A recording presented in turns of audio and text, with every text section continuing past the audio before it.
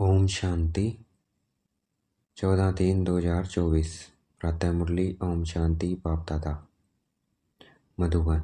ओम शांति मीठे बाप दादा, मीठे बच्चे। हाँ जी मीठे बाबा, तुम्हें पढ़ाई कभी मिस नहीं करनी है। पढ़ाई से ही स्कॉलरशिप मिलती है, इसलिए बाप द्वारा जो नॉलेज मिलती है उसे ग्रहण करो। हमें इस पढ़ाई से स्कॉलरशिप मिल जाती है कितने जन्मों के लिए? 21 जन्मों के लिए।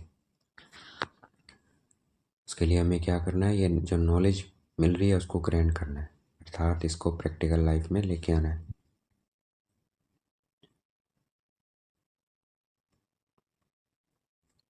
प्रश्न है, लायक ब्राह्मण किसे कहेंगे, उसकी निशानी सुनाओ। उत्तर, लायक ब्राह्मण वह है जिसके मुख पर बाबा का गीता ज्ञान कंठ हो, जो बहुतों को आप समान बनाता रहे, बहुतों को ज्ञान धन का दान पुण्य करे, कभी आपस में एक दो के मतभेद में न आए, किसी भी देदारी में बुद्धि लटकी हुई न हो। ब्राह्मण अर्थात जिसमें कोई भूत न हो, काम क्रोध मोह लोभ अहंकार, जो देह अहंकार को छोड़ दे, अभिमानी रहने का पुरुषार्थ करे। ओम शांति। बाप ने अपना और सृष्टि चक्र का परिचय तो दिया है, यह तो बच्चों की बुद्धि में बैठ गया है कि सृष्टि चक्र उबूर रिपीट होता है। जैसे नाटक बनाते हैं, मॉडल बनाते हैं, फिर वह रिपीट होते हैं। तुम बच्चों की बुद्धि में यह चक्कर चलना चाहिए। तुम्हारा नाम भी है सवदर्शन चक्रधारी, तो बुद्धि में फिरना चाहिए। बाप द्वारा जो नॉलेज मिलती है वो ग्रहण करनी चाहिए। ऐसी ग्रहण हो जाए जो पिछाड़ी में बाप और रचना के आदि मध्यांत की याद रहे। बच्चों को बहुत अच्छी रीति पुरुषार्थ करना है, यह है एजुकेशन। बच्चे जानते हैं ये एजुकेशन सिवाय तुम ब्राह्मणों के कोई भी नहीं जानते। वर्णों का फर्क तो है ना। मनुष्य समझते हैं हम सब मिलकर एक हो जाएं। अब इतनी सारी दुनिया एक तो हो नहीं सकती। यहाँ सारे विश्व में एक राज्य, एक धर्म, एक भाषा चाहिए। वो तो सतयुग में था। विश्व की बादशाही थी जिसके मालिक ये लक्ष्मी नारायण थे। तुमको ये बताना है कि विश्व में शांति का राज्य यह है, सिर्फ भारत की ही बात है। जब इन्हों का राज्य होता है तो सारे विश्व में शांति हो जाती है। ये सिवाय तुम्हारे और कोई जानता नहीं है, सब हैं भक्त। फर्क भी तुम देखते हो, भक्त अलग है, ज्ञान अलग है। ऐसे नहीं भक्ति न करने से कोई भूत प्रेत खा जाएंगे, ऐसे नहीं है भक्ति नहीं करेंगे तो भूत प्रेत खा जाएंगे। नहीं, तुम तो बाप के बने हो। किसके बने हैं? भगवान के। तुम्हारे में जो भूत है वह सब निकल जाने हैं, तो बाबा तो निकालने आए हैं भूत। पहले नंबर में भूत है देह अहंकार। सबसे बड़ा भूत कौन सा है? देह अहंकार। देखना है अपने को, मैं आत्मा इन कानों से सुन रही हूँ, मुख से बोल रही हूँ, आंखों से देख रही हूँ, तो देखना है। इनको निकालने के लिए बाप देही अभिमानी बनाते रहते हैं। बाप को याद करने से कोई भी भूत सामने आएगा नहीं। 21 जन्मों के लिए कोई भूत आता नहीं है। ये 5 भूत है रावण संप्रदाय के। रावण राज्य कहते हैं, राम राज्य अलग है, रावण राज्य अलग है। रावण राज्य में भ्रष्टाचारी और राम राज्य में श्रेष्ठाचारी होते हैं।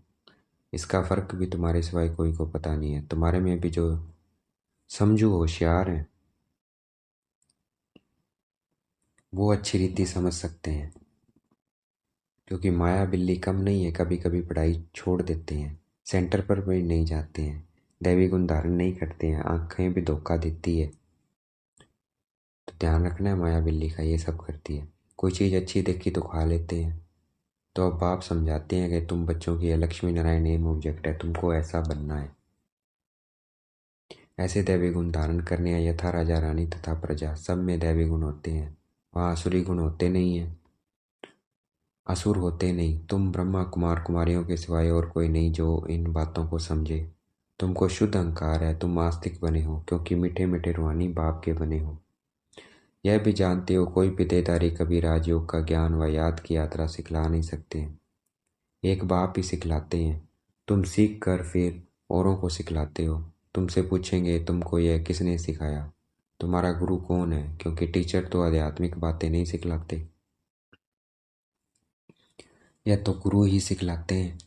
यह बच्चे जानते हैं हमारा गुरु नहीं, हमारा है सतगुरु। उनको सुप्रीम भी कहा जाता है। ड्रामा अनुसार सतगुरु खुद आकर परिचय देते हैं और जो कुछ सुनाते हैं वह सब सत्य ही समझाते हैं और सचखंड में ले जाते हैं। सत्य एक ही है, बाकी कोई देहधारी को याद करना है झूठ। यहाँ तो तुम्हें एक बाप को ही याद करना है। जैसे सब आत्माएं ज्योति बिंदु है तो बाप भी ज्योति बिंदु है। बाकी हर आत्मा के संस्कार कर्म अपने अपने हैं, अपने अपने संस्कार हैं। एक जैसे संस्कार हो नहीं सकते। अगर एक जैसे संस्कार हों फिर तो फीचर्स भी एक जैसे हों। कभी भी एक जैसे फीचर्स नहीं हो सकते हैं क्योंकि सबके संस्कार एक जैसे नहीं है। थोड़ा फर्क जरूर रहता है, होता है। ये नाटक तो एक ही है, सृष्टि भी एक ही है, अनेक नहीं है। यह गपोड़े लगाते हैं कि ऊपर से ऊपर नीचे दुनिया है, ऊपर तारों में दुनिया है। बाबा कहते हैं यह किसने बताया? तो क्या नाम लेते हैं शास्त्रों? शास्त्र तो जरूर मनुष्य ने लिखे होंगे ना। तुम जानते हो यह तो बना बनाया खेल है। सेकंड बाई सेकंड जो सारी दुनिया का पाठ बजता है यह भी ड्रामा का बना बनाया खेल है। तुम बच्चों की बुद्धि में आ गया यह चक्कर कैसे फिरता है। सभी मनुष्य मात्र जो है वे कैसे पाठ बजाते हैं। बाबा ने बताया सतयुग में सिर्फ तुम्हारा ही पाठ होता है। नंबरवार आते हो पाठ बजाने। बाबा कितना अच्छी रीति समझाते हैं। तुम बच्चों को फिर औरों को समझाना पड़ता है। बड़े बड़े सेंटर्स खुलते रहेंगे तो बड़े बड़े आदमी वहाँ आएंगे, गरीब भी आएंगे।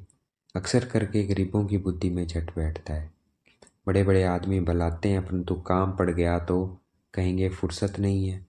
प्रतिज्ञा करते हैं हम अच्छी रीति पढ़ेंगे, फिर अगर नहीं पढ़ते तो धक्का लग जाता है। माया और ही अपनी तरफ खींच लेती है। नहीं पढ़ेंगे तो क्या होगा? माया अपनी तरफ खींच लेगी। तो इसलिए पढ़ाई नहीं मिस करनी है, पढ़ाई कभी भी मिस नहीं करनी है। पढ़ाई मिस करेंगे तो बाबा कहते हैं माया अपनी तरफ खींच लेगी। बहुत बच्चे हैं जो पढ़ना बंद कर देते हैं। पढ़ाई में मिस रहे तो ज़रूर फेल हो पड़ेंगे। स्कूल में जो अच्छे अच्छे बच्चे होते हैं वे कभी शादियों पर इधर उधर जाने की छुट्टी नहीं लेते हैं। बुद्धि में रहता है हम अच्छी रीति पढ़कर स्कॉलरशिप लेंगे, इसलिए पढ़ते हैं। तो हमें भी स्कॉलरशिप लेनी है, एक जन्म नहीं 21 जन्मों के लिए। मिस करने का ख्याल नहीं करते हैं। उन्हों को पढ़ाई के सिवाय कुछ भी मीठा नहीं लगता है। समझते हैं मुफ्त समय वेस्ट होगा, यहाँ एक ही टीचर पढ़ाने वाला है। तो कभी पढ़ाई मिस नहीं करनी चाहिए। इसमें भी नंबरवार पुरुषार्थ अनुसार है। देखते हैं पढ़ने वाले अच्छे हैं तो पढ़ाने वाले की भी दिल लगती है। टीचर का नाम वाला होता है, ग्रेड बढ़ती है, उच्च पद मिलता है। यहाँ भी बच्चे जो जितना पढ़ते हैं उतना उच्च पद पाते हैं। एक ही क्लास में कोई पढ़कर उच्च पद पाते हैं, कोई कम। सबकी कमाई एक जैसी नहीं होती है। बुद्धि पर मदार है। वो तो मनुष्य मनुष्य को पढ़ाते हैं। तुम जानते हो वेद का बाप हमको पढ़ाते हैं तो अच्छी तरह पढ़ना चाहिए, गफलत नहीं करनी चाहिए। पढ़ाई को छोड़ना नहीं चाहिए। एक दो के ट्रेटर भी बन पड़ते हैं, उल्टी सुल्टी बातें सुनाकर। पर मत पर नहीं चलना है चाहिए। श्रीमत के लिए कोई कुछ भी कहे, तुमको तो निश्चय है बाप हमको पढ़ाते हैं, फिर वह पढ़ाई छोड़नी नहीं चाहिए। बच्चे नंबरवार है, बाप तो अव्वल नंबर है। इस पढ़ाई को छोड़ और कहाँ जाएंगे? और कहाँ से यह पढ़ाई मिल न सके? शिव बाबा से पढ़ना है, सौदा भी शिव बाबा से करना है। कोई उल्टी सुल्टी बातें सुनाकर औरों को मुख मोड़ देते हैं। यह बैंक शिव बाबा की है, ये बैंक शिव बाबा की है। समझो कोई बार में सत्संग शुरू करते हैं, कहते हैं हमें शिव बाबा की बैंक में जमा करना है। कैसे करेंगे? बच्चे जो आते हैं शिव बाबा के भंडारी में डालते हैं। तो कहाँ डालना है? जमा कैसे होगा? शिव बाबा की भंडारी जो रखी होती है सेंटर्स पे, गीता पाठशाला पे, उसमें डालना है। जो भी आप दोगे 100 गुना मिलेगा उसका। तो वो तो हमारे या जितना तन मन धन हम बाबा की सेवा में लगाएंगे वो रिटर्न में बाबा दे देगा, सूद समेत 100 गुना करके देगा। बच्चे जो आते हैं शिव बाबा की भंडारी में डालते हैं, 1 पैसा भी देते हैं तो 100 गुना होकर मिलता है, शिव बाबा कहते हैं। तुमको इनके बदले महल मिल जाएंगे। यह सारी पुरानी दुनिया खत्म होने वाली है। जैसे सुदामा का दिखाते हैं ना, उसको क्या मिल गए थे? महल, एक मुट्ठी चावल दी। तो वैसे ही बाबा के ये इस यज्ञ में कोई एक मुट्ठी भी देता है तो उसे महल मिल जाते हैं। धनवान अच्छे अच्छे कुटुंब से बहुत आते हैं, ऐसे कोई नहीं कहते हैं कि हमारे शिव बाबा के भंडारे से परवरिश नहीं होती है। सबकी पालना हो रही है। कहाँ से? घर में भी। खुद को बाबा को सौंप देना है सब कुछ, और मेरी पालना किससे हो रही है? शिव बाबा के भंडारे से। सबकी पालना हो रही है। कोई गरीब है, कोई साहूकार है। साहूकार से गरीब पलते हैं, इसमें डरने की बात नहीं है। साहूकार कौन है? शिव बाबा है। बहुत चाहते हैं हम बाबा के बन जाए, परंतु लायक भी हो, तंदुरुस्त भी चाहिए। लायक भी हो, तंदुरुस्त भी चाहिए। लायक भी होना चाहिए और तंदुरुस्त भी होना चाहिए। ज्ञान भी देश के गवर्नमेंट भी बहुत जांच कर लेती है, यहाँ भी सब कुछ देखा जाता है। सर्विस कर सकते हैं, नंबरवार तो हैं। सब अपना अपना पुरुषार्थ कर रहे हैं। कोई अच्छा पुरुषार्थ करते करते फिर एब्सेंट हो जाते हैं, कारणे अकारणे आना छोड़ देते हैं। फिर तंदुरुस्ती भी ऐसी हो जाती है। क्या है? इससे तंदुरुस्ती मिलती है। नहीं आएंगे तो क्या होगा? तंदुरुस्ती कम हो जाएगी। एवर तंदुरुस्त बनाने के लिए यह सब सिखाया जाता है। जिनको शौक है, समझते हैं याद से ही हमारे पाप करते हैं, वो अच्छी रीति पुरुषार्थ करते हैं। कोई तो लाचार टाइम पास कर रहे हैं। अपनी अपनी जांच करनी है। बाप समझाते हैं, गफलत करेंगे तो वह पता पड़ जाएगा। यह किसी को पढ़ा नहीं सकते हैं। जो गफलत करते हैं वो किसी को ना पढ़ा सकते हैं, ना समझा सकते हैं, कुछ नहीं कर सकते हैं। बाबा कहते हैं 7 रोज में तुमको लायक ब्राह्मण ब्राह्मणी बन जाना है। सिर्फ नाम का ब्राह्मण ब्राह्मण नहीं चाहिए, कंठ हो जाना चाहिए ज्ञान। ब्राह्मण ब्राह्मणी वह जिनके मुख में बाबा का गीता ज्ञान कंठ हो। ब्राह्मणों भी नंबरवार तो होते ही हैं। यहाँ भी ऐसे हैं, पढ़ाई पर अटेंशन नहीं तो क्या जाकर बनेंगे। हर एक को अपना पुरुषार्थ करना है, सर्विस का सबूत देना चाहिए, तब समझ में आएगा कि ये ऐसा पद पाएगा। फिर वह कल्पांतर के लिए हो जाएगा। पढ़ते पढ़ाते नहीं है तो अंदर में समझना चाहिए कि मैं पूरा पढ़ा नहीं हूँ, तब पढ़ा नहीं सकता। बाबा कहते हैं पढ़ाने लायक क्यों नहीं बनते हो? कहाँ तक ब्राह्मणी को बेचेंगे? आप समान नहीं बनाया है। जहाँ अच्छी रीति पढ़ते हैं उनको मदद देनी चाहिए। बहुतों का आपस में मतभेद रहता है, कोई फिर एक दो में लटक कर पढ़ाई छोड़ देते हैं। जो करेगा सो पाएगा। तो सब क्या है? अपने भाग्य का खा रहे हैं, कोई किसी का नहीं खाता है। जो करेगा सो पाएगा, तो टेंशन लेने की ज़रूरत ही नहीं है। जो उसे जो कर रहा है ना, उसे अपने आप मिल जाएगा। एक दो की बातों में आकर तुम पढ़ाई को क्यों छोड़ देते हो? तो हमें पढ़ाई नहीं छोड़नी है, किसी की बातों में नहीं आना है, क्योंकि सब अपना भाग्य बना रहे हैं, तो टेंशन लेने की ज़रूरत ही नहीं है।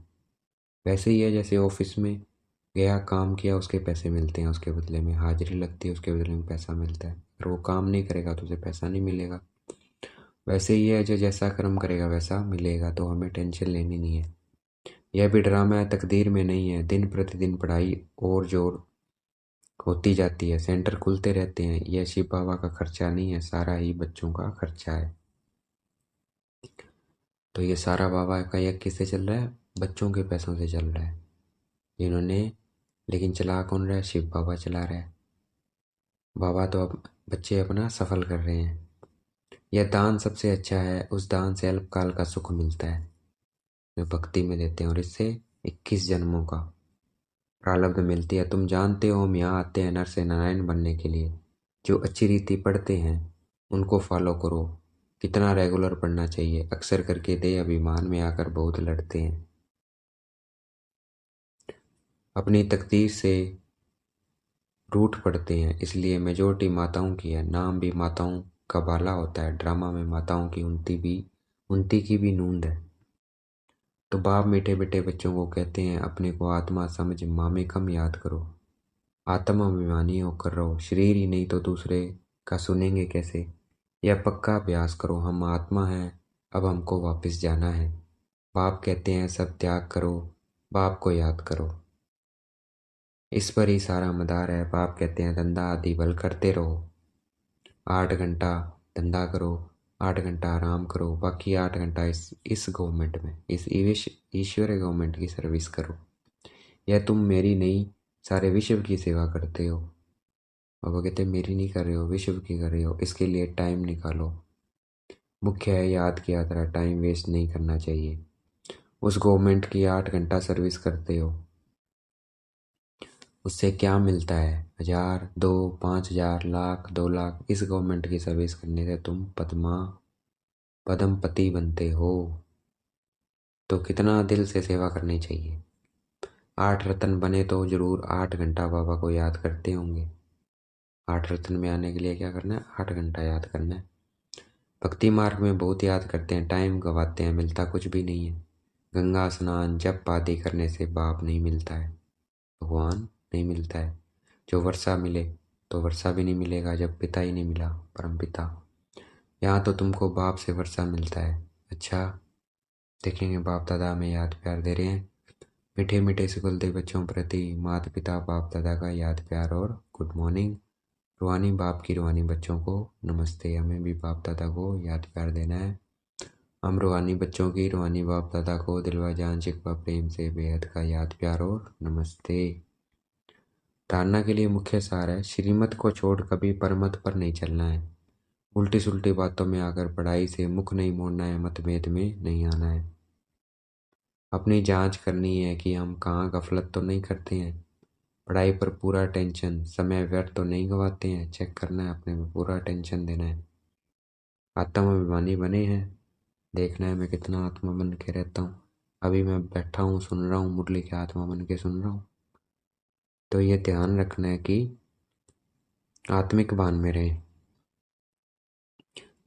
रूहानी सेवा दिल से करते हैं, ये भी देखना है। आज का वरदान है, रूहानी अथॉरिटी के साथ निरंकारी बन, सत्य ज्ञान का प्रत्यक्ष रूप दिखाने वाले सच्चे देवा सेवाधारी भव।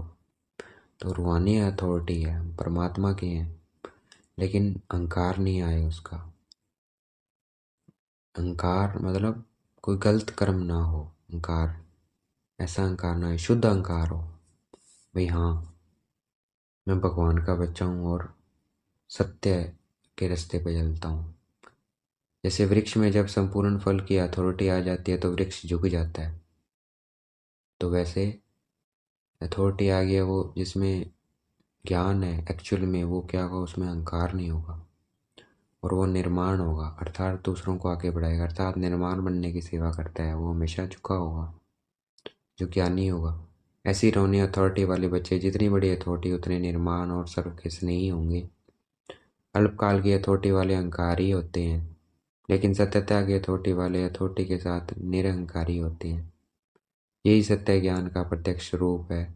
सच्चे सेवादारी की वृत्ति में जितनी अथॉरिटी होगी, उसकी वाणी में उतना ही स्नेह और नम्रता होगी।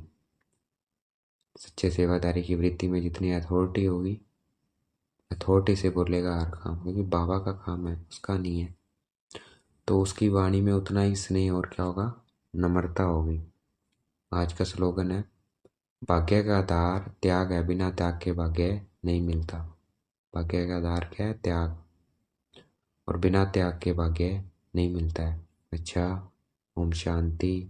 शुक्रिया मेरे बाबा, शुक्रिया।